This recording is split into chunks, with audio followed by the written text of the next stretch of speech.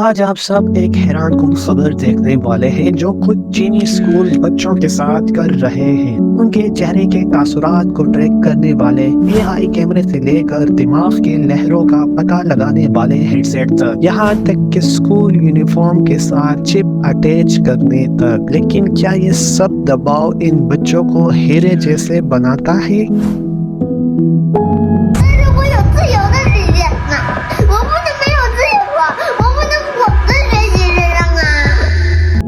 इसी दबाव की वजह से हम यहाँ देख सकते हैं कि एक छोटी बच्ची अपने वालिद से दरख्वास्त करती है कि वो अपना होमवर्क करने के बाद उसे खेलने दे।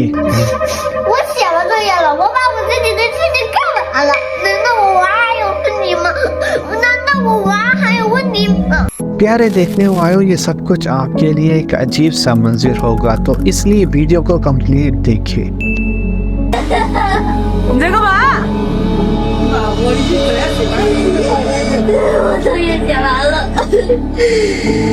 क्योंकि आप कुछ ज्यादा दबाव में मुब्तला कुछ चाइनीज स्टूडेंट्स मजीद देखने वाले हैं, जैसा कि आप इन्हें देख रहे हैं। मुझे इसका जवाब दे, क्या चीन अपनी तालीम से आगे जा रहा है या बाकी दुनिया को चीन से सीखना चाहिए?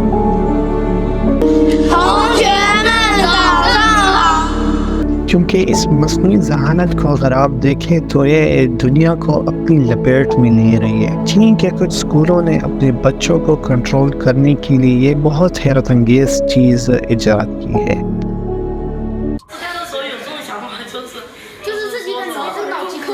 वो हाई टेक्नोलॉजी हेडबैंड देखें जो ये बच्चे पहने हुए हैं।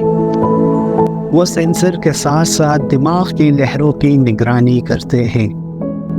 इससे पता चल जाता है कि कौन सा स्टूडेंट पढ़ाई पे तवज्जो दे रहा है और कौन सा नहीं। ये डेटा फिर उसी वक्त प्रिंसिपल को भेजा जाता है, जबकि बाद में वो फिर इसी डेटा को इनके पेरेंट्स को भेज देते हैं। 上课回答我的问题，就是他们的声音会比平常更响亮。 ये बच्चे छोटी उम्र में कवानीन सीख लेते हैं और कौन जानता है कि इस डेटा को दूसरे स्टूडेंट्स की रिसर्च के लिए भी यूज़ किया जा सकता है। लेकिन हम लकीर का खींचते हैं। ये तालीम के बारे में नहीं, ये कंट्रोल के बारे में है। ये मुझे खौफज़दा करता है कि मैं कोई रास्तारी नहीं रखता और मुसलसल तवज्जो खोने से डरता हूँ, क्योंकि सबको ये मालूम हो जाएगा। और ये हैरत अंगेज टेक्नोलॉजी बहुत से टूल्स में से एक है जिससे इन बच्चों को निपटना पड़ता है। और बाकी स्कूलों में एआई कैमरास लगाए गए हैं जो इस बात की निगरानी करते हैं कि स्टूडेंट क्लास के दौरान कितनी बार अपना फ़ोन इस्तेमाल कर चुका है और कितनी बार आराम कर चुका है।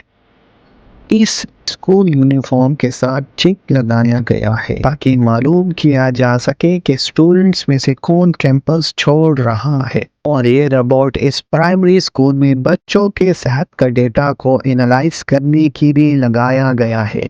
क्या आप चाहते हैं कि आपका मुल्क ऐसा करे? क्योंकि अगर देखें तो चीनी तालीमी निज़ाम बहुत से असूलों पे चल रहा है। यहाँ तक कि कुछ क्लासरूम्स में लिखने के दौरान तलबा की कुर्सी के साथ बैठने को दुरुस्त करने के लिए कुछ इस तरह के बार्स लगाए गए हैं, क्योंकि ज़्यादातर बच्चों को लिखना पसंद होता है, ना कि याददाश्त बनाना।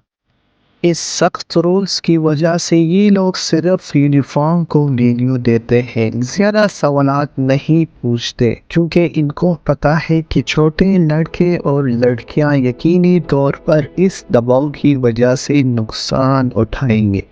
इस 6 साल बच्ची को लेकिन जो कि पहले से रो रही है और इसको टेबल टेनिस गेम खेलने पे मजबूर कर रहे हैं।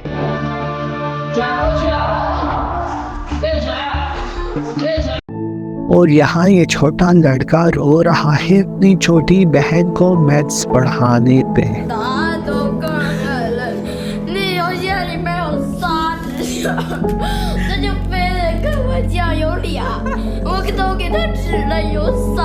यकीन करें मुझे बहुत अजीब लगा।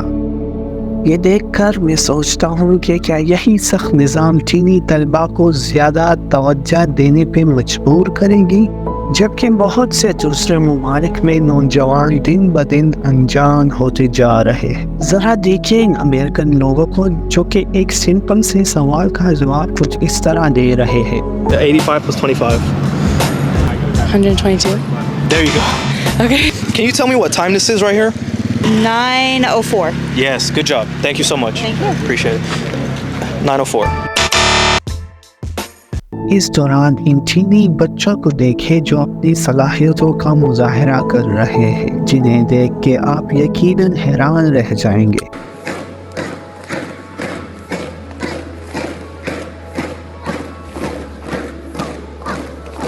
और आप यकीनन इस बात से इनकार नहीं कर सकते कि इस सख्ती के फ़वाइद भी है। यह अमेरिका में मुतासिर कुन है। हमें हमेशा एक दूसरे से मुकाबला करना सिखाया जाता है। ये बच्चे सो रहे हैं रात में पढ़ाई के दौरान।